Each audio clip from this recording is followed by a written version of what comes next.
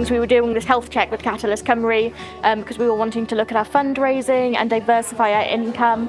And that has been really, really useful because we've been very used to statutory funding, national lottery and those classic grants. But we've been able to look at trusts and foundations that have generally open applications, very few questions, no deadline, and that's just completely different to what we usually do.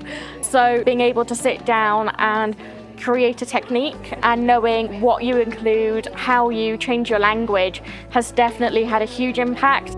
To be able to apply and have confidence that we were putting in a bid that would reach the people who were assessing it was so important. The building had been originally a private house, and then it was converted into a hospital. It was closed in 2011, and we have been converting it into a community centre. The mentoring led to us having a trustee handbook, and that has been an absolute godsend. When we initially brought in new trustees last September, it's enabled us to think in terms of the future about how we are going to sustain our project.